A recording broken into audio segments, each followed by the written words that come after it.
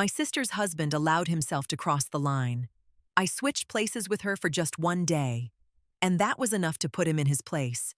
I knew something was wrong the moment the front door closed behind me. Not because of silence. The house was warm with familiar sounds. The low hum of the refrigerator, the ticking clock above the kitchen doorway, the faint smell of coffee that had been sitting too long on the burner. Home noises. Safe noises. The kind you miss when the world you've been living in only speaks through gunfire, radios, and orders shouted in the dark. What unsettled me was how normal everything looked. Emily stood in the hallway, already smiling, already moving toward me like she had practiced the moment. Her arms wrapped around my neck, tight, fast, almost desperate. She smelled like laundry detergent and the same citrus soap she's used since college. Her hair brushed my cheek, and for a second, I let myself believe that nothing had followed me home, that I could finally put the other version of myself down. "You're early," she said lightly, too lightly. "They let me go," I answered. "Figured I'd surprise you." She laughed, a quick sound, sharp at the edges, and stepped back. Her eyes scanned my face, my shoulders, my posture, as if checking for damage. I noticed how carefully she positioned herself beneath the hallway light, how she crossed her arms, how the sleeves of her sweater hung just a little too long over her hands. I noticed because noticing is what keeps you alive. "You hungry?" she asked. "I can make something." "In a minute." I set my bag down. "I just wanted to see you." She nodded, too fast, and turned away. That's when I saw it. A bruise, yellowing at the edges, half hidden beneath the cuff of her sleeve. Old enough to be healing. New enough to still speak. There was another one near her collarbone, barely visible when she reached for a mug. Faded purple. Careful placement. Strategic clothing. Not an accident. I said quietly. She froze, then she smiled again and pulled her sleeve lower. "What? You hurt yourself?" She didn't even look down. "Oh, that." I fell. The word dropped too easily. "Where?" I asked. "In the bathroom." She shrugged. "You know me. I'm clumsy." I watched her face while she spoke. No anger, no embarrassment. Just a practiced calm that felt rehearsed. I had seen that look before. On civilians who swore they hadn't seen anything. On locals who learned which truths were safer swallowed than spoken aloud. Emily wasn't weak. That wasn't it. She had adapted. I let it go. Not because I believed her, but because I understood the rules. Push too hard and the door closes. Ask too much and people disappear behind their own walls. Survival rewrites behavior in subtle ways, and hers was written all over her posture, her breathing, the way she flinched when the floor creaked upstairs. We sat at the kitchen table like we used to. Talked about nothing. Weather. Work. The neighbor's dog. Every word felt like it was skirting the edge of something sharp. I watched her hands as she poured coffee. Steady. Controlled. The kind of control that comes from learning what movements are safest. "Mark's excited you're back," she said casually. There it was. I kept my voice neutral. "Yeah?" "Yeah. He said he'd stop by later, just to say hi." I nodded once. Inside, something cold settled into place. A familiar feeling, not rage, not yet. Just clarity.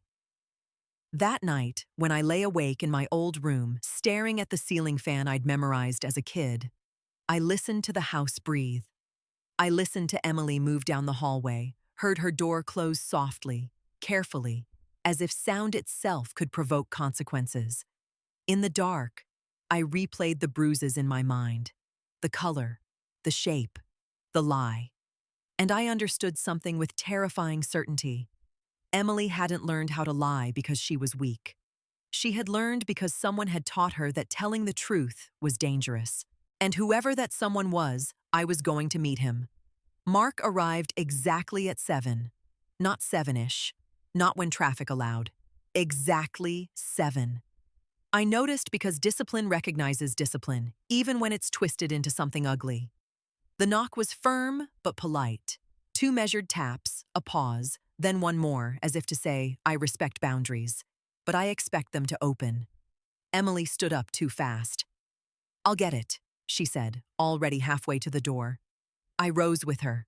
I'll come. She hesitated for half a second, not long enough for anyone else to notice, long enough for me. Mark stepped inside with the confidence of a man who believed he was welcome everywhere. Mid-30s, clean haircut, casual button-down shirt, sleeves rolled just enough to show forearms without looking aggressive. The kind of calculated normal that disarms people before they realize they've lowered their guard. Ethan, he said, smiling. Finally. I've heard a lot about you. He extended his hand. I took it. His grip was firm but not challenging, dominant, not hostile. He held eye contact a fraction longer than necessary, measuring me. Most people think dominance is loud. It isn't. Real dominance waits to see if you blink. I didn't. Mark, I replied. Nice to meet you. His smile tightened, just a degree. He felt it. People like him always do. Emily hovered near us, hands clasped together, shoulders slightly rounded inward. She laughed too loudly at nothing in particular, filling the silence before it could stretch into something dangerous. Come in, she said. Do you want coffee?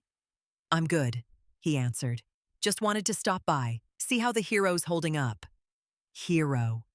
The word landed wrong, too smooth, too dismissive, like praise offered to neutralize rather than honor. I'm fine, I said. Mark nodded, looking me up and down openly now.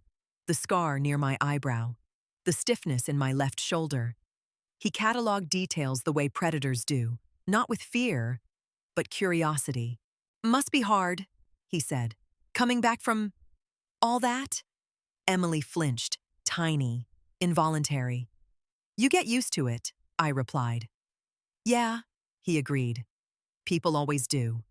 He moved into the living room without asking, sat on the couch like it belonged to him.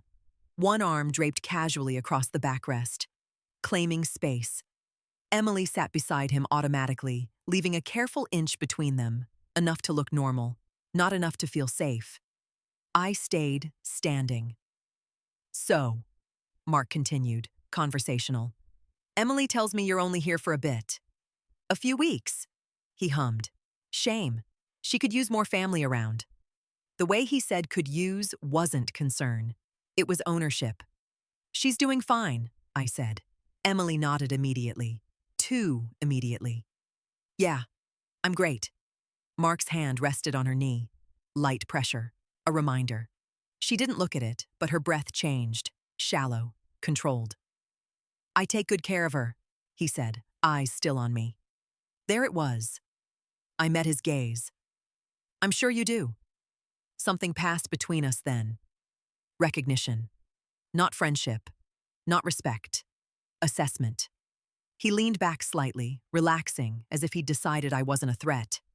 Men like Mark believe violence announces itself. They don't expect it to sit quietly across the room, watching, learning. Anyway, he said, standing. Just wanted to say hello. He leaned down and kissed Emily's cheek. Not gentle, possessive. She smiled on cue. At the door, he turned back to me. Good to have you home, man. Make yourself comfortable. I always do, I replied. The door closed behind him. Emily exhaled like she'd been holding her breath the entire time. She began collecting mugs that hadn't been used, wiping down a spotless counter, moving because stillness felt unsafe. He seems nice, I said evenly. She didn't answer right away. He's stressed, she said finally. Work, life, you know how it is. I watched her hands shake as she stacked plates. I knew exactly how it was. That night, long after Emily had gone to bed, I sat alone in the dark living room. Mark's presence lingered like a fingerprint, invisible but unmistakable. The house felt smaller now, controlled. I replayed every word, every look, the hand on her knee, the subtle corrections in her posture. Mark wasn't careless. He was experienced, and that made him dangerous. But it also meant something else. Men like him rely on patterns, on predictability, on the belief that the person across from them will behave the way they always have. And for the first time since I'd walked through that door, I felt something close to certainty. He had no idea what he was dealing with. Not yet. Emily didn't cry right away. That was the first thing that broke me. We sat at the kitchen table long after midnight, the house dim except for the small lamp above the sink. Outside, the street was quiet. The kind of quiet that feels earned, not empty. She wrapped her hands around a mug that had gone cold an hour ago, not drinking, just holding it like an anchor. "I didn't plan to tell you tonight," she said. Her voice was steady, too steady, the kind soldiers use when they're giving coordinates under fire. "You don't have to," I replied. She shook her head. "I do. Because if I don't say it now, I won't say it at all." She stared into the coffee as if it might give her instructions. "It didn't start like this," she said. "It never does." I stayed silent. At first, it was comments, little things. The way I dressed, who I talked to. He said he worried about me, that the world was rough, that I was too trusting. Her fingers tightened around the mug. I thought it was love. I really did. She took a breath, slow and deliberate. Then it became rules, not obvious ones, just expectations. If I broke them, he'd get quiet, withdrawn, like I'd disappointed him. I could already see the pattern forming. Emotional withdrawal as punishment. Conditional affection. A leash you don't see until you feel it tighten. "And then?" I asked gently. She swallowed. Then one night I talked back. Her eyes lifted to mine for the first time. I didn't yell. I didn't insult him. I just said no. Her mouth twitched, not a smile, not quite a grimace. "He didn't hit me that time," she said. "He just grabbed my wrist, hard, long enough to make his point." I felt my jaw lock, but I didn't move. "He apologized afterward," she continued quickly, as if afraid I might interrupt. "Said he lost control. Said he hated himself for it. He cried, Ethan." Her voice cracked then, just slightly. And I believed him. Of course she did. That's how it works. Violence wrapped in remorse. Fear softened with promises. The illusion of control returning to the victim, just long enough to keep them in place. "It got easier for him after that," she said.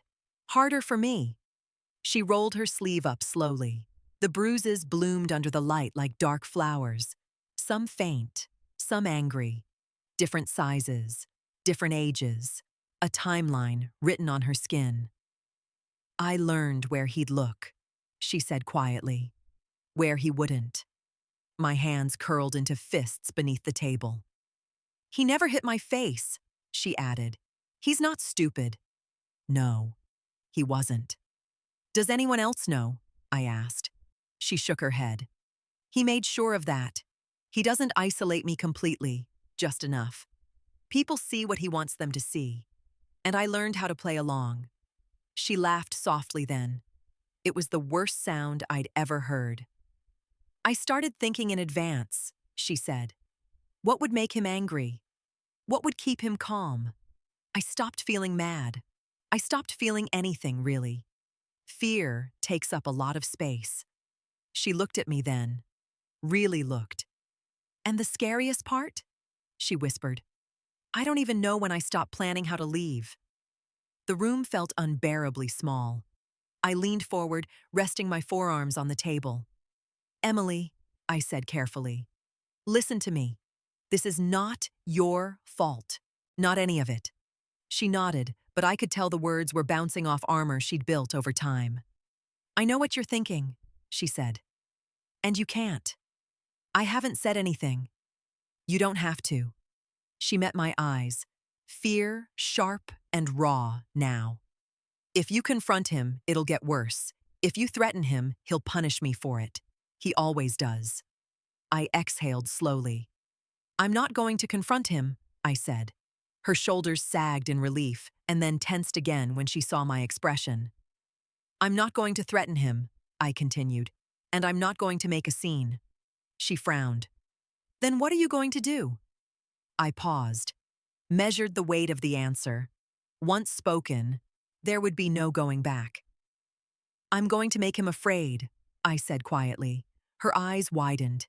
"Ethan—" "Not violently," I interrupted, "not loudly, and not in a way that puts you in danger." She shook her head, panic rising. "You don't understand him. I understand men like him better than you think." She stood abruptly, pacing. "You don't live with him. You don't see how fast he changes. One wrong move—" "I know," I said firmly. "That's why I won't be making the move." She stopped, turned slowly. "What do you mean?" I looked at her, really looked at her. My twin. The person who had shared my first heartbeat, my first breath. The person who had always been brave in ways I wasn't. "I mean," I said, "that for one day, he won't be dealing with you." The silence stretched. She stared at me as if I'd spoken another language. "No," she said immediately. "Absolutely not." "One Sunday," I continued. "Just one. We switch." Her face drained of color. "That's insane." "Maybe. He'd know," she said.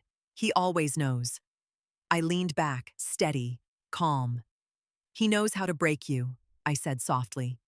"He's spent time learning that." She wrapped her arms around herself. "But he doesn't know me." Her breath came fast now. "Ethan, please." "I'm not asking," I said. "I'm telling you what I'm willing to do. You decide if you trust me." She searched my face, desperation and hope colliding. "If this goes wrong—" "I won't let it," I said. The clock ticked loudly above us. Finally, she sank back into her chair, hands trembling. "One day," she whispered. "One Sunday." I nodded once. Inside, something hardened into place. The decision was made, and I knew, with terrifying clarity, that whatever happened next would change all of us forever. We planned it like an operation, not because we wanted drama, but because precision was the only thing that kept fear from spreading. Sunday. Mark's routine day, late breakfast, grocery run, football on mute while he scrolled his phone. He liked Sundays because they were predictable, because predictability felt like control. Emily knew every hour of it. She recited his habits the way some people recite prayers. "He wakes up around 9, she said, sitting across from me with a notebook she hadn't realized she'd brought. "He hates noise before coffee. He'll comment if the toast burns. Not angry, just disappointed." I nodded, filing it away. "He checks my phone sometimes," she continued. "Not every day, but Sundays, more often. If he does, don't resist. Just let him look." "Passwords?" I asked. "Same as always." She hesitated. "My birthday." Of course it was.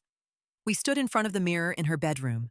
Same face, same eyes, same scar near the eyebrow from when we were 12 and racing bikes downhill like idiots.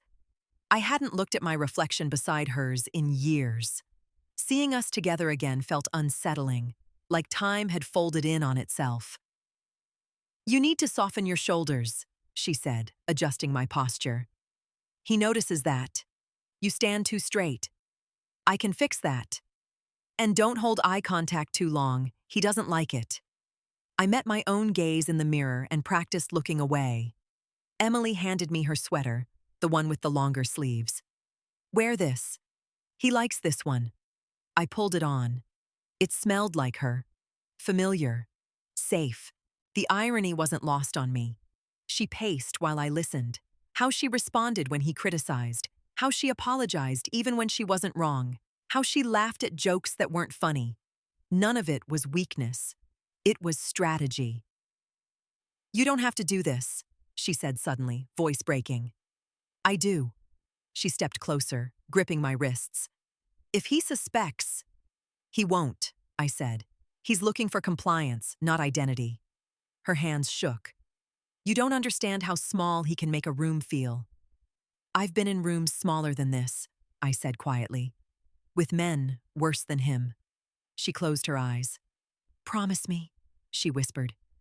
If it goes wrong, you leave. You don't push. I promise, I said, a lie, but a necessary one. We switched phones, clothes, keys. She put on my jacket, the weight of it hanging wrong on her frame. When she zipped it up, she looked smaller somehow, younger. You'll stay out all day, I told her. Library, cafe, walk, anywhere but here. She nodded. And you? I'll be home, I said. Where he expects you. At the door, she stopped. He hits when he feels disrespected, she said. Not angry. Disrespected. I met her eyes. Then he's about to learn a new feeling. The house felt different when she left. Quieter. Charged. I moved through it slowly, absorbing the rhythm. I placed my bag exactly where she would. Set my phone down the way she did. Sat at the table with my hands folded, shoulders slightly rounded. At 9:12, I heard his car. My pulse didn't spike. It settled. The key turned. The door opened. Morning, Mark said casually. Morning, I answered, keeping my voice soft, familiar. He kissed my cheek. Too close. Too entitled. Coffee? He asked. Already on. Good, he said, satisfied. I like when you think ahead. He sat, scrolled, commented on the toast. I listened, responded, gave him nothing unusual. But inside, everything was alert. Every movement, every tone, every expectation. I wasn't here to provoke him. I was here to observe the moment when he would forget himself. Because men like Mark always do. And when he did, I would be ready. By noon, I understood something crucial about Mark's house. It wasn't a home, it was a stage. Every object existed for a reason. The couch positioned to command the room. The television angled so he never had to turn his head. The photos on the wall, always him-centered, always Emily slightly angled toward him, smiling just enough.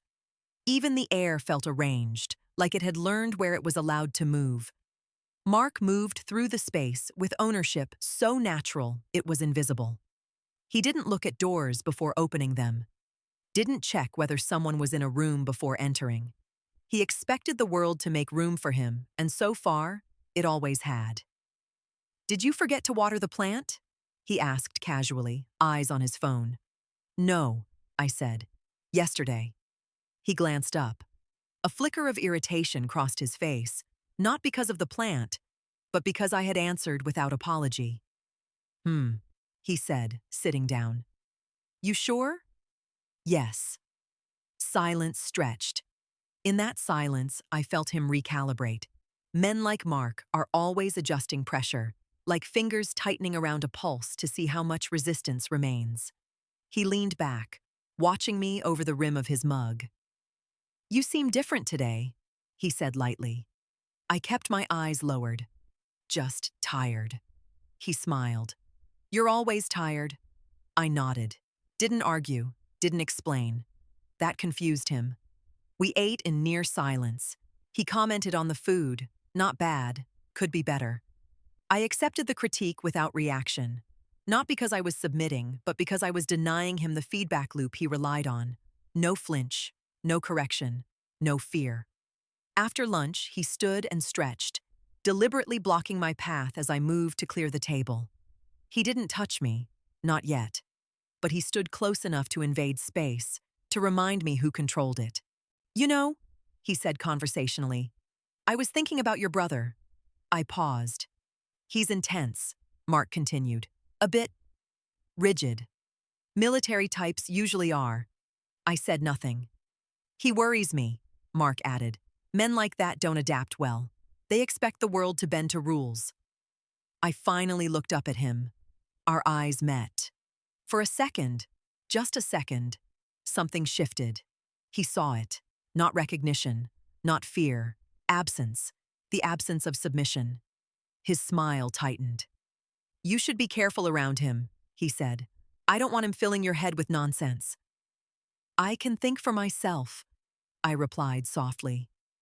The words landed heavier than I intended. Mark's jaw flexed. "There it is," he said quietly. "That tone." I lowered my gaze again, deliberately slow. "Sorry." He exhaled through his nose, satisfied. "That's better." We moved to the living room, football on mute, his phone in his hand.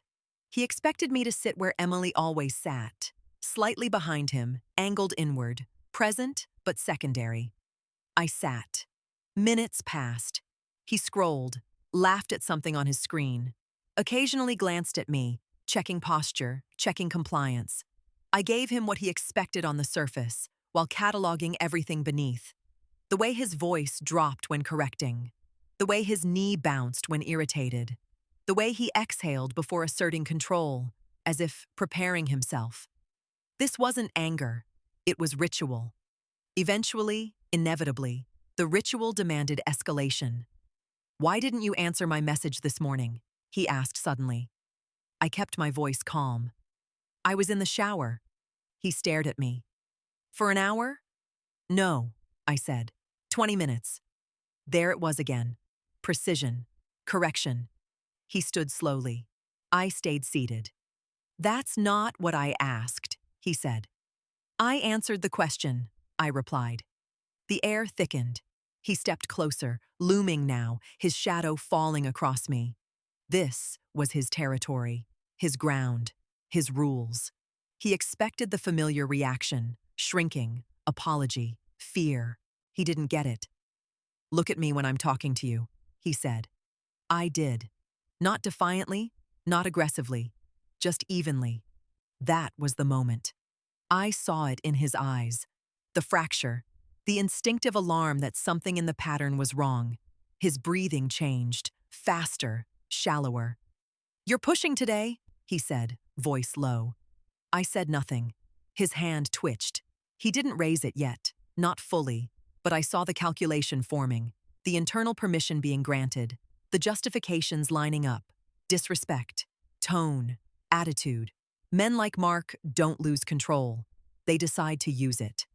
And as he stood there, preparing to remind Emily of her place, I realized something with absolute clarity. This house had never belonged to him. It had belonged to fear, and fear was about to find something it didn't recognize. I stayed still, waited, because territory only matters until someone stronger stands in the center of it and refuses to move. It happened the way Emily said it always did, quietly. Mark didn't explode. He didn't shout. There was no dramatic shift in the room, no warning thunder, just a subtle tightening in his face, a slow exhale through his nose, and the sense that a decision had finished forming somewhere behind his eyes. "You're being difficult today," he said. I remained seated, hands folded loosely in my lap. My heart rate stayed low. This wasn't adrenaline. This was familiarity. I had seen this moment before in other men, in other places, when restraint stops being a virtue and becomes an inconvenience. "I'm just listening," I said. He laughed once, not amused, dismissive. "No, you're not. You're testing me." He took another step closer.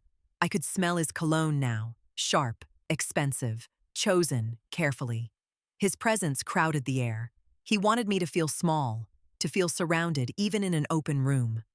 "Stand up," he said. I didn't. That was the mistake. Not mine. His. The silence stretched. The television murmured softly behind him. Crowd noise from a stadium far away, detached from what was happening here. Mark's jaw tightened. He looked down at me, recalculating. I said stand up. I lifted my eyes slowly. Why? The word wasn't defiant. It wasn't emotional. It was curious. For a fraction of a second, confusion crossed his face. Confusion quickly curdled into something darker. He didn't like being asked to explain himself. Power doesn't tolerate questions. His hand rose, not fast, not wild, controlled, predictable. This wasn't a loss of control. This was enforcement. I watched the movement with clinical clarity, the shoulder engaging, the elbow bending, the wrist angling just enough to strike without breaking skin in visible places. He had practiced this, rehearsed it until it felt justified. Time slowed. My body didn't tense. It responded. I caught his wrist midair, clean, immediate, fingers locking around bone and tendon with precision born of muscle memory. The impact never landed. His momentum carried forward into resistance he hadn't anticipated. What? He started. I twisted. Not violently, not theatrically, just enough. The joint rotated beyond comfort, past expectation, into certainty. His breath hitched sharply, not a scream, not pain yet. Shock. Pure, naked shock. No, I said calmly. We're not doing that. His eyes went wide. This was the moment everything broke. Men like Mark live on assumption. Assumption that the hand will land, that fear will follow, that control will be restored. When that sequence fails, their entire internal structure collapses. He tried to pull back. I stepped in, closed the distance, used my body weight efficiently. The movement was automatic, the kind you don't think about because thinking wastes time. I leaned close enough that he could hear my breathing, steady, even. So that's what men like you are these days, I said quietly. You raise your hand when words stop working.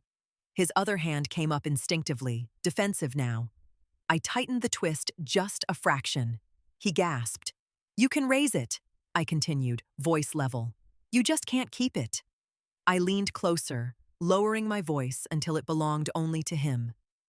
If you ever try to lay a hand on my sister again, I said, each word placed carefully, it will be the last movement of your life. His eyes darted, wild now, not searching for anger, searching for reality. Behave with dignity, I added, and look over your shoulder every single day. I released him. Mark stumbled back, clutching his wrist, staring at me as if the room had betrayed him. He didn't rush me, didn't yell, didn't threaten. He couldn't. For the first time in his life, the script was gone. I stood up slowly, adjusting the sleeves of Emily's sweater, my movements unhurried. I met his gaze one last time, not with hatred, not with satisfaction, with certainty. Whatever power he thought he owned had just been removed from the room, and he knew it, because fear doesn't announce itself loudly. Sometimes it arrives in silence, wearing a familiar face, and leaves you understanding one terrible truth. The rules you lived by no longer apply. Mark said nothing, neither did I. But in that quiet space between us, something irreversible settled. The mistake had been made, and it wasn't mine. Fear doesn't look the way people imagine it does. It isn't loud. It doesn't beg. It doesn't always shake. Sometimes it just recalibrates. Mark stood there, rubbing his wrist like it belonged to someone else, eyes fixed on me with a stare that kept trying and failing to reassert authority. I watched him try to rebuild himself in real time, stacking fragments of pride, disbelief, and humiliation into something that could still pass for control. It wasn't working. You think you're clever, he said finally. His voice sounded wrong, thinner, like a copy of itself. I tilted my head slightly, the way Emily always did when she was bracing for impact. It took effort not to correct my posture, not to stand too straight. This isn't over, he added. There it was, the line, the threat meant to restore balance. I didn't react. I simply looked at him, really looked this time. The man, the room, the illusion. This was never about clever, I said calmly. It was about certainty. He swallowed. I could see the internal math running through him now, the recalculation of risk, the question that had never needed asking before. What happens if I try again? That question is poison to men like him. He took a step back, then another, putting furniture between us without realizing he was doing it. His eyes flicked toward the door, then back to me. Escape routes, witnesses, evidence. He was thinking differently now. Good. You crossed a line, he said, quieter. So did you, I replied. A long time ago. Silence fell again, heavy, uncomfortable, unfamiliar. I sat back down. That small act shattered whatever balance he'd been trying to reclaim. The message was unmistakable. You don't get to dismiss me. You don't get to end this. I picked up my phone and scrolled idly, just as Emily would. Normal, casual, untouchable. Mark watched every movement. He didn't sit, didn't pace. He hovered in a half-state, unsure which version of himself was still allowed to exist. Dominance had failed him. Violence had failed him. All that remained was avoidance. "I'm going out," he said abruptly, grabbing his keys. I nodded without looking up. Okay. That word, okay, hit him harder than resistance ever could have. At the door, his hand hovered over the knob. He paused, waiting, for a final look, a reaction, permission. He didn't get it. The door closed. Only then did I allow myself to breathe out fully. My hands were steady, my pulse normal. The aftermath wasn't adrenaline. It was confirmation. Everything Emily had said was true, and something else was now true as well. Mark's power had never come from strength. It had come from certainty, and I had taken that from him.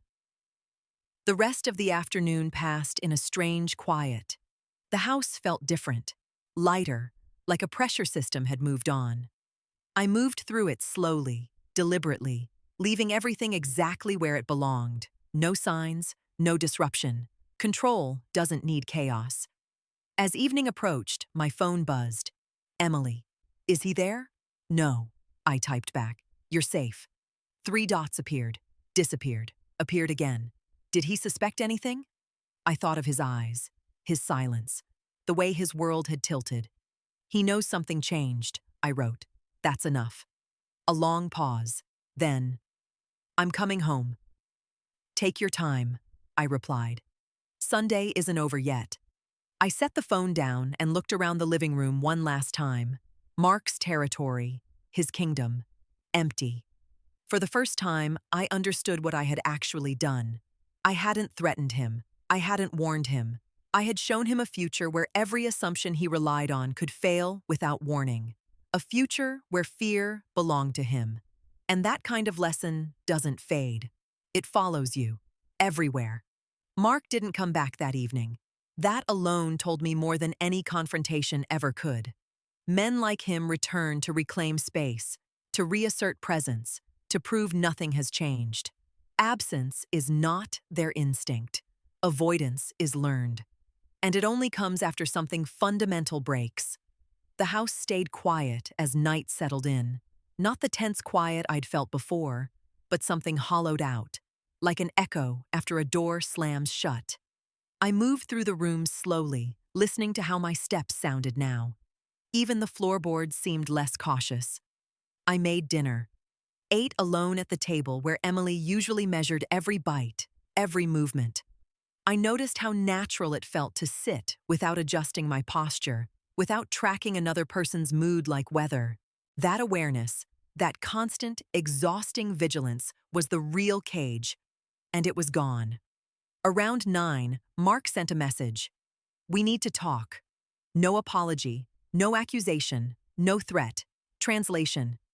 I don't know what to do with this, and I need to see if my old tools still work. I didn't reply. 10 minutes passed. Another message. You crossed a line today. I let the phone sit face down on the table. Silence is unbearable to men who survive on reaction. They need resistance or submission, anything that confirms their relevance. Without it, they start to unravel. At 10, Emily came home. She stood in the doorway, scanning the room like someone returning to a place after a storm, unsure what damage she'd find. Her eyes went to my face immediately. Is he here? She asked. No, I said. He won't be tonight. Her shoulders dropped, the tension releasing in a way that was almost painful to watch. She sank onto the couch, hands shaking now that she didn't have to hide it. What did you do? She whispered. I sat across from her. Exactly what I said I would. She searched my face for signs of harm, of escalation, of disaster. Did he hurt you? No. Did you hurt him? I paused, chose my words carefully. I stopped him. Her breath caught. She covered her mouth with her hand, eyes shining, not with fear, but something dangerously close to disbelief. He raised his hand, I continued calmly, and learned he doesn't get to do that anymore. For a long moment, she said nothing. Then she laughed. Not hysterical, not loud, just one short, broken sound, like air finally escaping lungs that had been tight for years. He didn't come back, she said, more to herself than to me. No. He didn't text me either. That will change, I said. But not the way it used to. Her phone buzzed almost on cue. She flinched instinctively, then stopped herself, staring at the screen like it was a foreign object. It was Mark. She didn't open it. I don't know what to do, she said quietly. For now, I replied. Nothing. She looked up at me. That's it? That's the hardest part, I said, letting silence do the work. She nodded slowly. We sat there together, not talking, just existing in a way that felt unfamiliar and fragile. The silence stretched, but it didn't suffocate. It settled. Later that night, she rolled up her sleeves without thinking. The bruises were still there, real, unchanged, but something in her posture was different. She wasn't hiding them. I didn't realize how loud my life had become, she said softly. Until tonight. I understood that. War teaches you the same lesson in a different language. Mark sent one more message just before midnight. This isn't finished. Emily looked at me, fear flickering. I met her eyes, steady. It is for him. She didn't reply. She turned her phone off. Upstairs, as we prepared to sleep in separate rooms like before, she stopped me in the hallway. Ethan? Yes. He looked at me differently this morning, she said, before I left. Like he was checking. I nodded. He'll keep doing that. Why? Because he doesn't know who you are anymore. She absorbed that. As I lay awake that night, staring at the ceiling, I thought about what silence really is. It isn't peace. It's the space where fear reorganizes itself. Mark was alone somewhere, replaying the moment over and over, trying to find the flaw, the explanation that would restore order. He wouldn't find one, because the scariest thing you can give a man like him isn't pain. It's uncertainty. And uncertainty, once planted, grows quietly, relentlessly, in silence. Morning came softly. No slammed doors, no sharp footsteps, no tension coiled in the air like a held breath. Just light filtering through the curtains and the quiet hum of a world continuing, indifferent to the shift that had taken place inside this house. Emily was already awake. She sat at the kitchen table, phone beside her, untouched. She was wearing a short-sleeved shirt, the kind she used to avoid. The bruises on her arms were visible now, unapologetic, no longer framed as something to conceal. They weren't gone, but they were no longer the most important thing about her. You okay? I asked. She nodded, then paused. I think so. I don't feel small. That word stayed with me. We didn't rush the switch back. There was no dramatic countdown, no final instructions, just quiet movements, clothes exchanged, phones returned, keys placed back where they belonged. The mirror in her bedroom reflected us again. Twins, same face, different weight carried in our eyes. He's going to notice, she said. Yes, I replied. But not the way you think. She took a breath and squared her shoulders. I don't want to play anymore, she said. Not the role, not the rules. You don't have to, I said. Just be. That was harder than it sounded, but she nodded anyway. Mark came home just after noon. We heard the car before the door opened. Emily stiffened instinctively and then stopped herself. She stayed seated, didn't rush to greet him, didn't prepare her face. The door opened. Hey, Mark said. His voice was cautious now, measured. Emily looked up. Hi. He froze for half a second. It was subtle, but unmistakable. His eyes scanned her, posture, expression, hands. He was searching for the familiar signals. Lowered gaze, softened shoulders, anticipatory apology. They weren't there. "You okay?" he asked. "Yes," she said simply. He stepped inside slowly, like someone entering unfamiliar terrain. He didn't kiss her, didn't touch her. He kept distance, as if unsure what would happen if he crossed it. I watched from the hallway, unseen. "I thought we should talk," he said. Emily tilted her head slightly, not submissive, curious. "About what?" His jaw tightened. "Yesterday," he said. She held his gaze. "What about it?" The silence stretched. "I didn't like your tone," he finally said. Emily didn't flinch. "I didn't like your hand." That did it. I saw it then. The collapse, not outward, internal. The realization that the old levers no longer worked, that authority had been challenged and survived the challenge. Mark looked away, first. "We should take some space," he muttered. "I agree," Emily said. 2 words. Calm, final. He nodded stiffly and went to the bedroom, closing the door without another word. Emily exhaled slowly, then laughed under her breath, not with humor, but disbelief. "He didn't look at me," she said. "Not like before?" "That's because he's afraid to," I replied, stepping into the room. She turned, startled. Then relief washed over her face. "He knows," she said. "Yes," I confirmed. "And that knowledge doesn't leave." The rest of the day unfolded differently than any Sunday before it. Mark stayed distant, avoided shared spaces, spoke only when necessary, and even then with caution.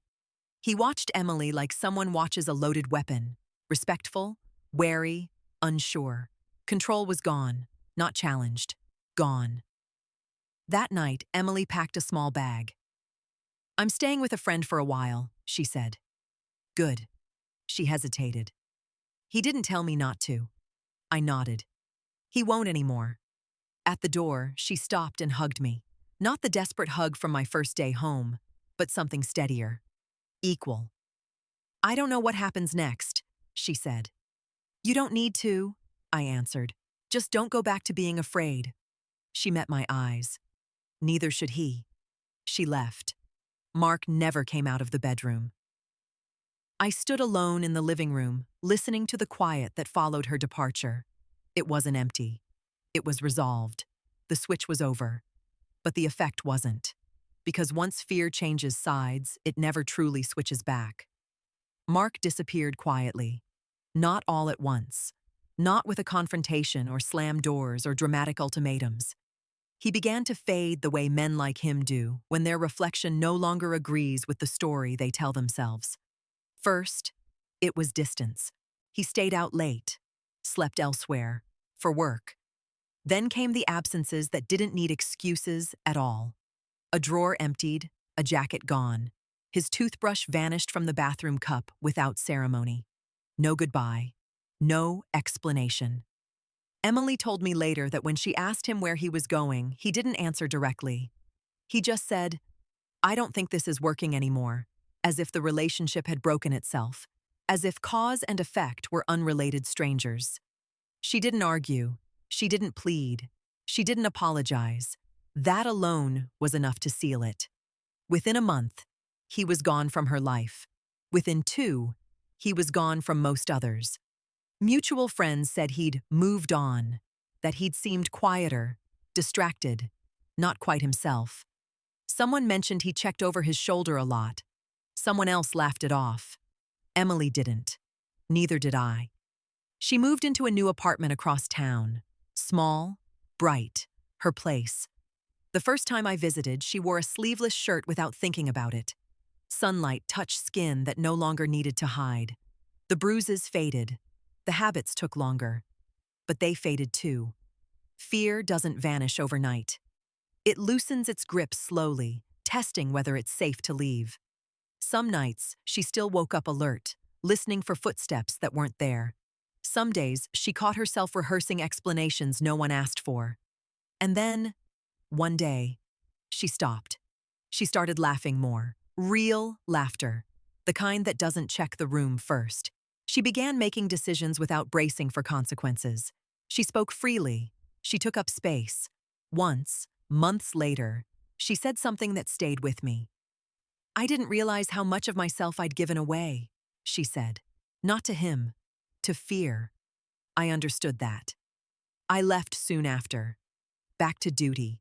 Back to places where danger announced itself openly, where threats didn't pretend to be love. Before I went, Emily hugged me tightly and whispered, "You didn't save me." "No," I said. "You saved yourself." I just reminded him. She smiled, strong, unafraid. Sometimes I wonder where Mark is now, what version of himself he lives with, whether he ever tells the story differently, paints himself as misunderstood, wronged, unlucky. It doesn't matter, because the truth lives with him whether he speaks it or not. He learned something that Sunday. Not about me, about himself. That control is fragile. That power borrowed from fear collapses when fear stops cooperating. That the person you think is weakest might simply be waiting for protection to arrive, or for the roles to change. Justice doesn't always come with paperwork. It doesn't always leave evidence. Sometimes it arrives quietly, stays just long enough to be understood, and leaves behind something far more effective than punishment. A memory? A hesitation. A man who never raises his hand again, not because he's better, but because he's afraid of what might happen if he does. Emily is free now, and I know this for certain. Sometimes all it takes to change everything is one Sunday.